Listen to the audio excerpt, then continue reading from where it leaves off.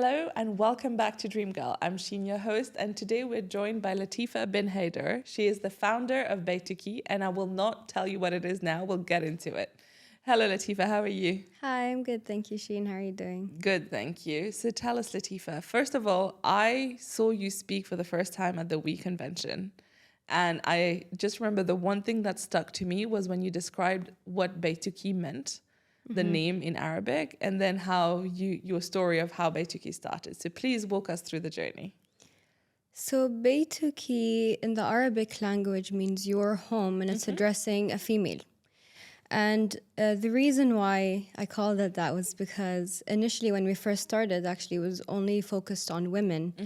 And it was because of at first was the hundreds of conversations that I had with women. And today I can say that I spoke to over 3,000 women. Wow. To better understand why there is a gap between the number of female investors and male investors. And, you know, sometimes you would see data and studies that show that the gap has gotten smaller. But when we're looking, you know, in the UAE, a lot of them are also through inheritance. They're not active investors. So let's keep that in mind as well. So I kept I kept talking to them and having conversations to understand why that was the case. What are their concerns or maybe hesitations? What's stopping them from starting? And all those conversations, you know, from all of those, I came to realize that there were actually very few common ones, said in different ways or, you know, different formats.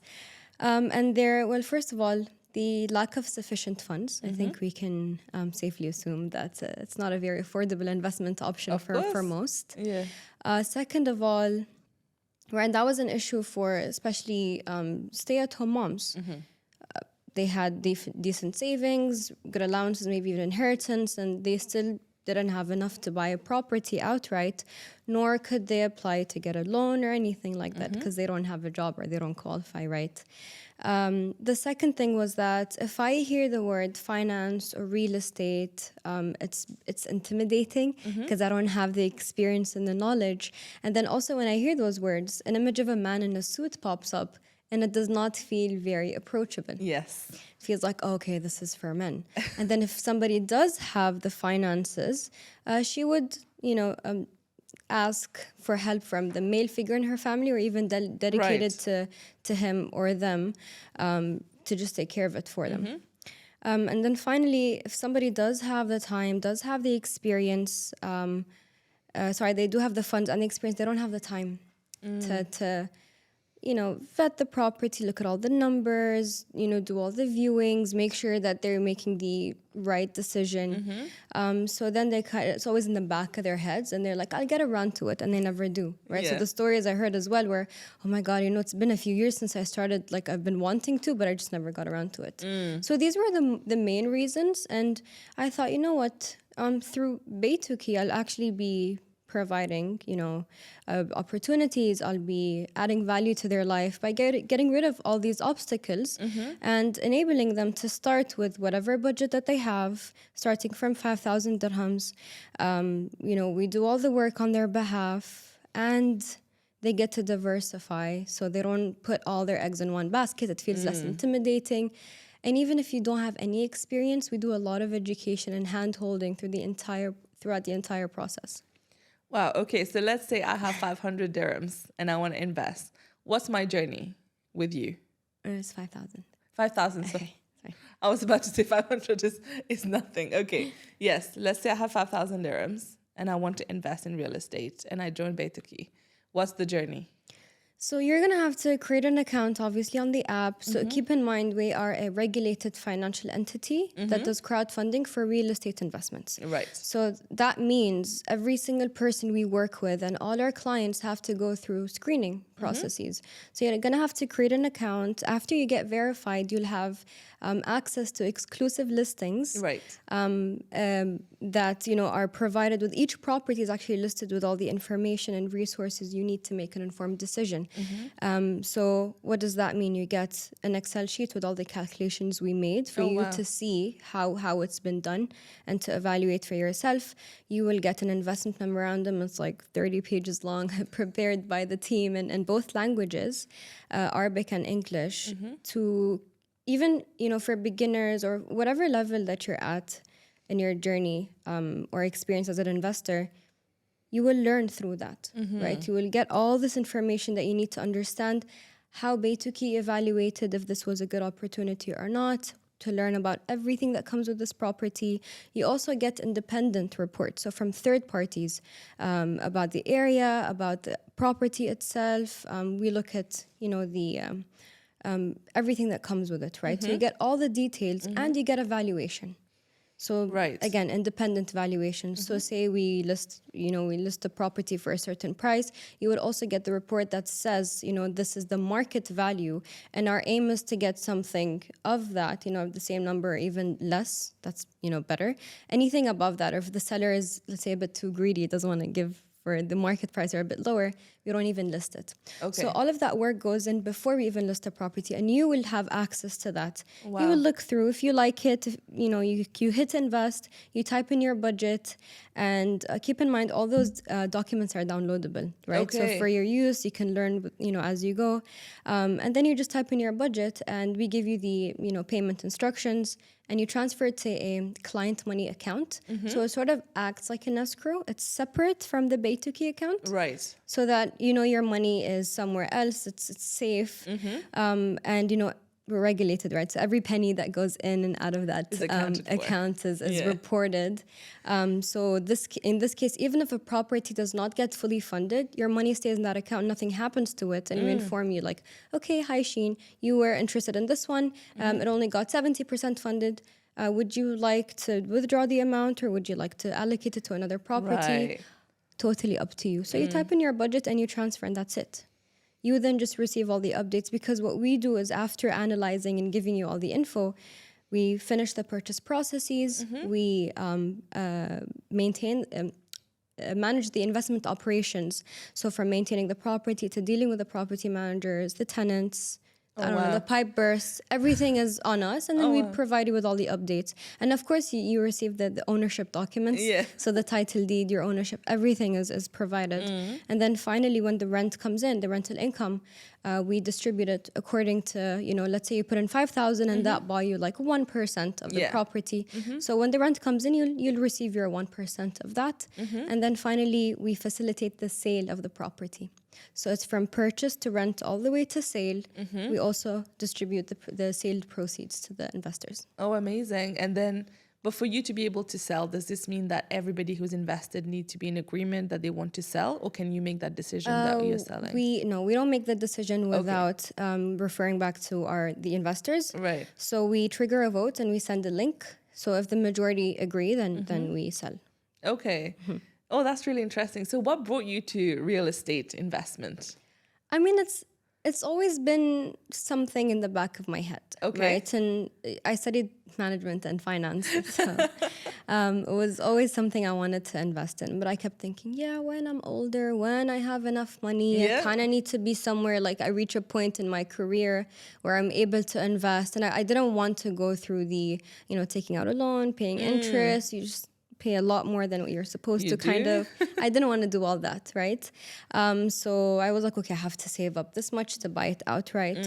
But then it also comes with its challenges, with the downfalls, which is if you save for a long period of time, the time value of money and how it works. So over time, inflation is going to affect those savings. And it's kind of like your money loses value, right? So I'm saving to do something smart with them, but at the same time, that is not the way. No. So when I heard about this activity, this license, I was like, oh, this is very interesting. Let me try. So I did. And this has been done everywhere around the world. It's just recently introduced in the UAE. So I started to ask all the ones around me, like, oh, hey, what if we do this together? It's very interesting. And this is when I started to have the conversations with the women. And like, oh, no, wait, I want to, but I'm scared. Oh, but what about this and what about that? Yeah. So I started myself because I got excited that I can invest with my budget. I was a student back then, and I had some savings and some like Eid money, pocket money all saved up. I was like, let me do something with them. And that's how it started. Wow. Okay. I love that you said that you just collected the little amount of money that you had as a student and you invested, because I don't know in your experience, but in my experience, I find especially women are very reluctant to put away money that they have because they would rather see it in the bank account. Yeah. And it's maybe it's a bit of like financial education that's missing, and it's this scarcity mindset of, you know, they don't accept that spending money makes money, right? So what advice do you have for people when it comes to why they should invest, especially women? So, in general, it's always smarter to invest than to save for a long time with no purpose. So, what we say is, especially if you're in a state where you feel like, you know, you don't need to save. Like some people would save because they have something to do later on, or they know that they would need the cash immediately and they wouldn't be able to liquidate, right? But if you're in a state where you're just saving and you're just looking for something to do with it later on, what I recommend in general, like that's something you would see with a lot of people who give advice in this as well. You save for a certain period of time, and the amount that you would need to save, we call it the emergency fund. Yes. And that is just 6 months worth of necessities and their costs in your savings account. Anything above that goes to your investments. Right. So saving for a long period of time is not wise because you're not doing yourself a favor with inflation. And if you look at any of the returns on the savings accounts, it's always less than inflation. You're not really doing anything smart by doing that. And because we need this, we need to see the number in the account to feel this like safety. If I need it, it's there. That's exactly what we need to do, but limit it. It doesn't go for a long period of time with no purpose. So what I say is, you know, have that sum, keep it in the account, and then invest the rest and build your portfolio as you go. And in order for you to get out of that, you know, comfort zone or to leave this the state where you're constantly saving and you want to invest but you're scared and you don't know what to do, just start. Try with something. Just like you try with anything else, just like you're comfortable buying a bag or expensive shoes, what's the worst thing that can happen with buying a property or a fraction of a property, right? So start somewhere and then you will see it's a lot simpler than you think. And when you see the money working for you and the returns coming in, you're going to get that thrill and understanding and this realization like, oh, why haven't I been doing this from before? Why didn't I start from before? And then you start to understand the importance of building your portfolio, diversifying, putting your money towards different investments, not just, you know, putting all your eggs in one basket. And then you understand that, okay, or you feel this, you reach a state where you feel like you're financially very stable and secure. So you have your savings, your cash if anything happens and you need them.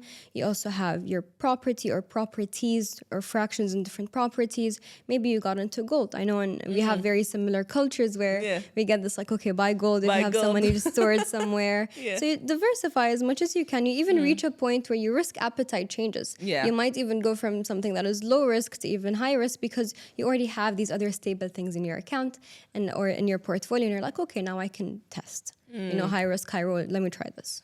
Yeah, no, I love that because this emergency fund, I've also gone the same way of thinking, how much money do I need to live a month? And let's multiply that by 6, keep that. The rest should go into investment. Exactly. Totally agree. That's a great advice.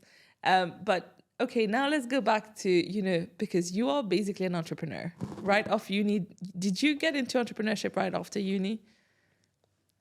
I got into entrepreneurship when I was still a sophomore in uni. Love that.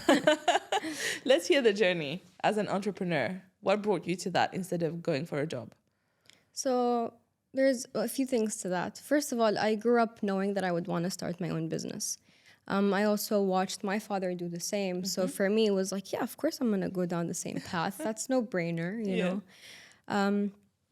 And then when I was in uni, I was actually very lucky to have an amazing mentor who kind of helped me start my path. And showed me the way and, you know, helped me evaluate whether or not it's the right path for me. And I'm very grateful for him. And I started when I was still in university with a project called Mental Health AE. And that was a project that we just wanted to start to eradicate the stigma that comes with the word mental health or, mental illnesses, to raise awareness, to, we arranged a lot of a lot of talks in schools, in universities, online, in person, like you name it, right? We did the best that we could and still do. And also, provided information and resources online in Arabic and in English. We have like over 1,000 visits a day to our website. And that was just something we wanted to give back to the community, to society. And that was an amazing learning experience for me. I went to entrepreneurship competitions. I won also. Oh. I learned how to pitch, how to prepare a business proposal, all the skills that I needed while I was still in university, learning that and applying it at the same time. So by the time I was a senior, I started betuki. It was just an idea on paper. I remember I joined a few entrepreneurship competitions. I also won. I'm very grateful for that. I'm very competitive, by the way. I can tell. So I joined those, and they got me enough validation to get my first investment straight out of university. So it was a no-brainer. Like, yes, I'm gonna dive right into this. So yeah, that's how it started. Okay, and I love that you said right from the start you knew that you were going to have your own business. What do you think sparked that? Was this because you saw, as you said, your dad doing this? Yeah. Or is that it? Yeah, Okay. and I noticed this. You kind of have this feeling inside, right? So whenever I would go to, like, I don't know, any restaurant, any store, my mind wouldn't just be like, oh, this is so interesting, let me buy this. It was, how did they get me to buy this? It's very interesting. Or if I were to open a store, what else would I do about it? So then it was always like a feeling you kind of have. So then it kind of, how to say this? This feeling became a conviction. It solidified through watching my father as I was older, and I really understood the effort and to really appreciate his resilience and hard work that came with putting all his efforts into starting his own law firm. And I was like, okay, I'm going to do the same. I'm going to start as well. Yeah. And what has been your experience of being a woman entrepreneur, a female founder in the UAE? So I have to say, I'm very grateful that I don't see me being a woman as a challenge or a barrier. And that is because of all the women who paved the way for us, where we're standing on the shoulders of giants who we should always be grateful for. And I didn't face that resistance at all. What I do face sometimes is ageism. So they would see me and go, what do you know? I'm like, okay, let me explain my life journey then, or like, what do you want me to say? Because it's ageism that I struggle with sometimes, but it's lessened a lot over time. That's really interesting. I mean, yes, as you age, it will go away. But how do you deal with it then, ageism? I didn't know this was a thing that happens. Of course it was, especially when, keep in mind, this is a regulated financial entity. Yes. So that means people are putting a lot of money and trust into us. So for someone to trust a kid, as they say, is a bit difficult. They want to look at someone who has maybe some gray hairs and for some reason that would show that, that person then knows their stuff. Right. So I had to do a lot of presentations and talks and one-on-one conversations to make people see on their own without me having to explain myself, just rather talk about my project and explain everything that would benefit them and the work that went into it. For that to shift a little bit. So I still face that 100%, but it's definitely lessened over time. Otherwise, we wouldn't have, received investments into the company and, from the clients to invest in properties. Of course, yes. And other than that, what has been kind of like the biggest challenge that you faced as an entrepreneur?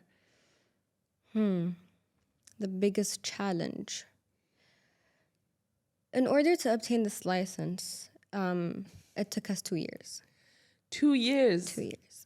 Oh my goodness. So I started in March 2020. Okay. And we received the license towards the end of or mid to end 2022. Wow. So that was a very long journey. That was the biggest challenge. And also when we received the license, it was the biggest accomplishment. It felt like I started from the top. Big party. Yeah. Like the hardest thing that you can achieve. I feel like that's what we did. And I'm very grateful for the team that helped me achieve that. I would not have been able to do it on my own 100%. And it's just, I would say that was the most difficult part. Granted, you know, it's a finance entity. It's not something I can just, you know. And it was also having to win multiple competitions to, you know, get the validations that I needed for the first investment. That was also something I would call an accomplishment. The first investment. Yeah. Yeah. How was the journey to that? The number of times I had to redo the pitches and rework the numbers and become an expert when I haven't even started, you know, was a challenge. And trying and pitching over and over again. And finally, when I got to that one meeting where I saw oh, okay, this makes sense. Oh, that was like the best feeling in the world. So, because I also have a tech startup and we were also fundraising until recently. And I completely relate with what you're talking about. The constantly having to repivot how you present what you're saying and the number of rejections that you face. And you just need to let it roll off your back, go on to the next one. How did you deal with that, with facing rejections constantly, but still staying motivated about what you're trying to do? At first, I used to get really emotional about it because I'm like, I put this much effort and no one is seeing this and all of that, right? But then you start to put yourself in the other person's shoes. It's not only about you, right? You start to put yourself in the other person's shoes and you're asking them to put, for many, it's a lot of money, right? 5,000 could be somebody's savings for the whole year, right? Or even more than that. So if I were to trust you to put that money, there's a lot of expectations that I would have. And if you don't meet those, for you, that's considered a failure. And for me, that's just becomes, it's not an option. I'm not going to go with this person, right? So when I put myself in the other person's shoes or the listener's shoes, I came to understand better what sort of assurances they needed, how I should be pitching, because I had the product and it's great, but maybe it was me who was performing it wrong, this presentation. And really trying to understand the listener. So when you're a bit more objective about it, when you don't look at it like, oh my God, I put this much effort and nobody's listening, it's okay, let me understand why. Where did I go wrong? You know, you reach a point where, let's say I spoke on stage and they recorded the thing and it was sent to me. I would watch it and I'd be like, okay, so this was good, but this was bad and this was this. Okay, next time I'm going to do a better job like that. Instead of going, oh my God, listen to my voice, it's so squeaky. Oh, look at this. Oh, look at my, you know, I almost tripped there. People don't really care about these things. Right. They care about the content and how you deliver it. So then you start to pay attention to what really matters and you become more objective and less hard on yourself when you understand that all these experiences are very important and critical for your success. No, I completely agree. I think exactly what you described is focusing on what's constructive, right? What can you build on to make yourself grow and improve rather than focusing on what went wrong and just feeling sorry for yourself and things like that. And I think also for me, just generally, I've read this somewhere that, you know, just think if you knew that you had 100 no's that you had to hear and the 101 will be a yes. How excited would you be to get the no's every day, right? You'll be like, yes, give me the no. One step closer. One less no, right? And just having that mindset of knowing that you should just get the no's under your wings because that means you're getting better as well. And one thing we started doing was if we got rejected or said no by anyone would be to ask for constructive feedback. Exactly. Where can we improve for next time? Exactly. There's a story. Just 2 days ago, I was, you know, at a nice dinner event, and I was seated next to a person who hasn't invested before at all. So I started the convo with her. I told her about what we do, just like very briefly, and she went, "Oh, nice idea," and then she went quiet, and I was like, I don't like. You were not happy with that. So then I turned to face her like fully because we were like It was a rectangular table, right? Yeah. So I turn and I'm like, okay, let me change my question. What can I do to make you want to invest today? What do you feel I can do better to make you more comfortable or excited to start with us? And then it becomes an open book and a really authentic conversation and connection with a lot of rapport. And you, again, need to see it from their perspective. You start to understand. And luckily, I mean, all the things I heard were things I heard before, and I know that betuki solve these issues. So I was like, okay, for this one, it's this. And for this point that you just mentioned, what if I just explain it from a different perspective? 1, 2, 3, 4, 5.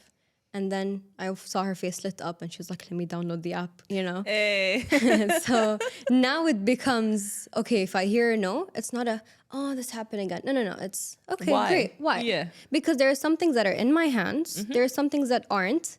And there's just nothing I can do about them. What's the point of wasting your effort on being sad over that? Yeah.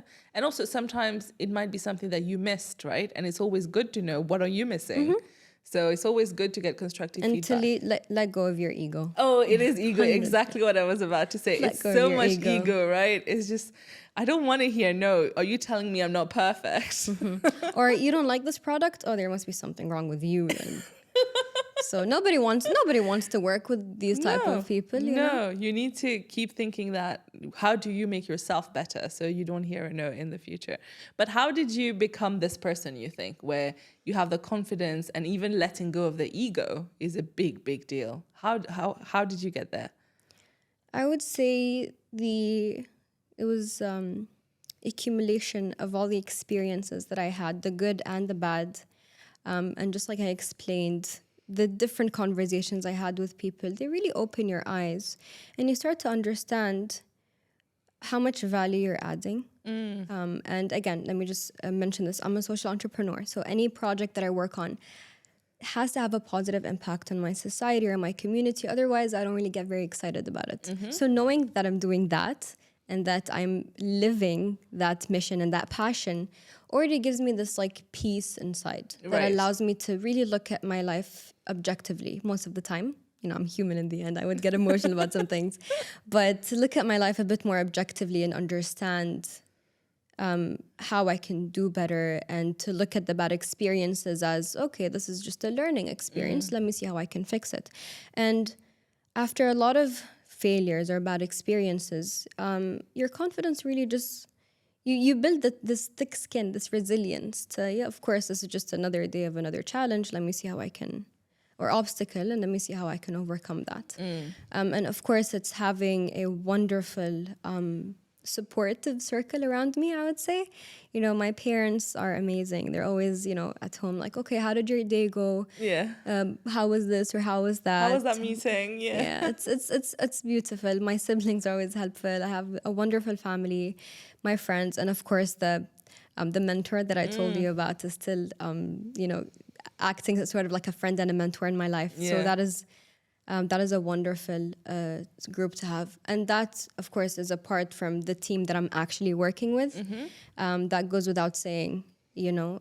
They give me this confidence that I have an amazing and expert team that, you know, if I don't know something, I can go and ask them and learn from them. Yeah. Yeah, so it's all of those together. So how big is the team? We are 6 full-time. Okay. And a few outsourced teams. Okay. And how does it feel to be, you know, the kind of like the CEO of a team now? How was your experience? Honestly, as you know, as often as you hear this sometimes and you feel like it's not true, in my case, it really is true. I feel like my team is my family. And we started when we were still in the process of obtaining that license. So for 2 whole years, you know, they were also the founding team, right? So for 2 whole years, we got to know each other very well. We built each other's skill sets, gave each other proper feedback. We trained really hard, pivoted about 1,000 times, you know. So you build that really strong relationship, and you really have to maintain a healthy work environment, you know, to, of course, for the success of each individual and your company. And it feels really good because it feels like family. So of course, things stop at your table. You approve or not approve, or Yeah. the final decision a lot of the time is with you, right? But it's not something that, how do I say this, inflates my ego, I would Right. say. It doesn't feel that way. Like, oh yeah, I'm the CEO. I'm the of boss. this, right? Yeah, it's not. It's just, you know what, I'm really grateful that I have this team. And I trust them. And, because I hired them as the experts in whatever they're doing. So I trust them. I learn from them. It's a two-way street. And it's very, I don't, how do I say this? I'm just saying this objectively again, right? Yeah. I don't lash out. Yeah. I don't micromanage. It comes with the training in the beginning, and then khalas, I'll just oversight my approval, whatever, and that's it, right? And I think that is what maintains a healthy relationship with your workers, and that's how you, how do I say this? You work with a team that actually loves you and loves the product as much as you do. Yeah, and they're committed to the mission. Yeah, and I'm very confident if you ask any of them, they would tell you the same thing. I'm sure, but I love that you said that you recognize that there are some places where you don't have the skills and they're coming in and you're hiring the people for that. Because I feel like sometimes in the workplace, you come across people who realize this and they will hire, but they still struggle to let go of the rein and they still assume they know better. But that's wonderful. But what's been your approach to hiring? How do you hire? What do you look for? It's very interesting. It's a very, very long process for me. Okay. For the first person I ever hired, the wonderful Angelica, actually I'll mention her name. Yeah. I looked through about 500 CVs minimum. It was at least a few weeks worth of vetting through and then interviews when I finally reached that person that I felt fit, to start with. And that was the same for every single role. And it was never something that was a random or quick decision. Now, of course, I did have one bad experience and I learned from that. And then, never again to go through the same process that I did. And I went back to the way I used to do things, which is go through all the CVs and really look at, it's not just the skill sets, right? If they even have the basic things that you need, all of these skill sets can be built. Exactly. And I talk from experience. And I feel like 1 week in my life is like worth of 3 months of anyone else's, just learning every single day. So that any skill, hard skill can be learned. Yes. I look at the person's personality and character. Is it someone who can work in a startup? Is it someone who is passionate about what they do? Or is it someone who would just go like, yeah, I'm just here for the job, exactly like on the dot, I'm just going to clock out, I'm just going to, It's very hard to rely on those people to help you start your company, right? We're not in a position where we can afford to hire these types of personalities. So that was very, very important for me. And I pay attention very closely to the body language, the tone that they use in interviews, and it's a lot of back and forth in the interview. It's never like one way. Yeah. So it allows you to really see the person. And that is the process that I went through. Yeah, it was very difficult, very tough to hire just those 5 people, actually. It is, because when you're looking at personality, the vibe check to make sure that the values align as well, because it's very important and it's hard to assess these things. So, I mean, clearly you've done a good job. So well done on that. I'm going to go back to what you were talking about you having a mentor that has been quite pivotal in your professional journey. I love that because I agree that mentors are really important because they are there. They're a third party that has no emotional connection and they have kind of like lived the walk that you're trying to walk so they can guide you. How are you trying to be a mentor now to the next generation? I would love to do that, but I don't believe that I have the capacity to do it, not because of my skills. I really feel like I grew a lot over time, over this very short period of time. It's just not not right now, but definitely in the future. It's just my resources are limited. Number one being time, but I would love to be someone's mentor in the future. At some point, yeah. So, what's a typical day in the life for you at the moment? I know no 2 days probably look alike, but Not at all. It's really hard to put or to describe one day. Like you said, no 2 days are alike. yeah, But I try my best to maintain some sort of routine to stay sane. So try to sleep at the same time as much as you can. Of course, unless you have like an evening event like I do tonight. Try to make sure your meals are nutritious, full of nutrition. yeah. Is that the word? Nutritious, yeah. Drink enough water and work out. Okay. A lot of people don't understand the impact that these tiny things have on your health, your mental health, your resilience, because a workout is really important for a lot of benefits. I'm sure you already know, right? Abundant information out there about the importance of working out. But have some sort of routine in place. So this helps me 100%. And that's it. Literally.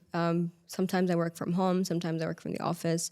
Other times I have meetings outside, and in between I just work at a cafe. Like it's never the same. So yeah, it's very fluctuating at the moment, up and down. Yeah. It's very exciting though. Of course. Yeah. And what's the future for betuki and for yourself? What are you thinking? Oh, big question. Yeah. Big question. For betuki, we want to expand to GCC, then MENA, and then even a bigger, wider expansion. For myself, I believe that I'm a serial entrepreneur. There are many other companies that I want to set up. Yeah. So once it feels like this is a bit more stable, bigger team on cruise control, I see myself more, oversight the main stuff, the big main stuff only, and then starting other companies. I love that. And I feel like Dubai is the best place to do this, right? What has been your experience of being an entrepreneur in Dubai and the UAE in general? It's a very fast-paced life, I would say. And everyone kind of feels like they're in the same race. Yeah. And you connect really well with the entrepreneurs around. It's as big as it is, this startup industry or community. You start to see the faces in multiple events, and you just become, connected with all of them. It's almost, a lot of them at some point. So it feels like you are on this journey with a lot of other people. You're not alone. You can definitely always reach out for support, and there are a lot of the incubators and other spaces that allow for flexibility and for support or support the startups. So I feel that for definitely Dubai is the place to be. I know it might sound biased because I'm born and raised here. But I don't see myself doing it anywhere else simply because of all the advantages that I have here. Why on earth would I want to go to it somewhere else?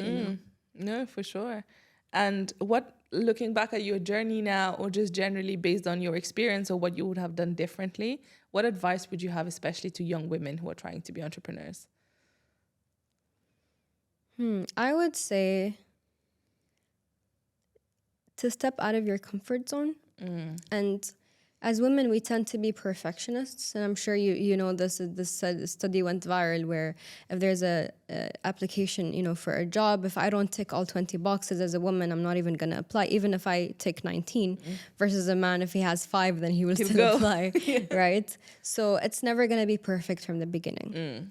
And take a step out of your comfort zone, start somewhere. You're definitely going to have a lot of bad experiences. You are most definitely going to maybe lose some things and also gain a lot of experiences and gain a lot of connections. So it's a mix. It's an up and down journey for the longest time ever before it becomes stable. Yeah. But if you don't step out, you're not going to build that experience. You're not going to build those skill sets. You're not going to reach somewhere by just trying to plan everything ahead.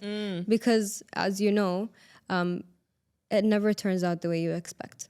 Yeah. So step out of your comfort zone, take that first step, take that risk, try.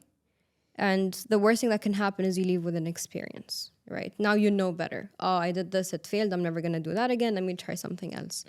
And always ask for support or for help, especially from people in the industry. You would be surprised at the number of people who want to give back or who would see themselves in you from back when they started and would love to just help you on that journey. That's something that I saw as well. And you need to have really thick skin. You need to accept those rejections. So don't take them very emotionally. Move on, be more objective, and keep, pivoting or replanning or re-strategizing, and then start again. So that is something you need to keep in mind, but go for it. Again, what's the worst that can happen? That's true. And I agree, like even the thick skin part, like it doesn't happen overnight. I feel like we've all grown it over time. And it's just knowing that even if you're struggling now, it won't be forever. It's just the journey that everyone goes through. And it's also about the journey more than the destination. If your goal is just, I want to make money off of this, you're never going to make the money. You need to make sure that you have a valuable product, or you're solving a problem, or you're doing something that people want to buy, people need help with. So don't ever go down the route where I'm going to build this, assume that people need this, and try to shove it down their throats, It's the other way around. Yeah. And I guess our parting question for you is, in your journey, of course, very short but successful journey so far, is what has been the highlight, the best feeling you had as an entrepreneur, especially with betuki? I would say there are a few. If I can't just name one, right? Yeah. And as I mentioned earlier, was of course the license that we got after a lot of hard work, sweat and tears, and getting that first investment. Apart from that was, I would say, when I connect with the women during those one-on-one conversations, and when I sometimes when I speak on stage or meet them one-on-one, they would afterwards come up to me, at the events, they would come up to me and they would say, thank you so much for that. Even when you were like on stage and we weren't having a one-on-one conversation, it felt very relatable. It felt like you were vulnerable on stage and that I can connect with you. And I don't feel stupid asking you a question. And that is something that is very valuable to me. So anytime I hear that, it just makes me so happy, because I'm like, okay, mission accomplished. I don't want this to be intimidating for anyone, the topic itself. And then when I have those one-on-one conversations, when I see the women opening up, just like the one I just told you about, where, I had to ask her what she wants or what she struggles with, and then she shares. And when I feel like I'm able to answer those or help her, that is something that makes me very happy as well. These are usually the highlights, the really tiny conversations or sentences that people share with me, like, oh my God, thank you so much for that. I had no idea it was this simple. Can I connect with you later to ask you some questions? Or can you help me start? I'm like, yes, I can help you start. Thank you for that. So they make me very happy. Yeah. Oh, well, that's very wholesome. Thank you for sharing that. And thank you for being here. I had so much fun and I learned so much from you. Thank you for having me. And everybody, you'll find all the description for betuki and stuff down there. Check it out. And thank you. Thank you so much.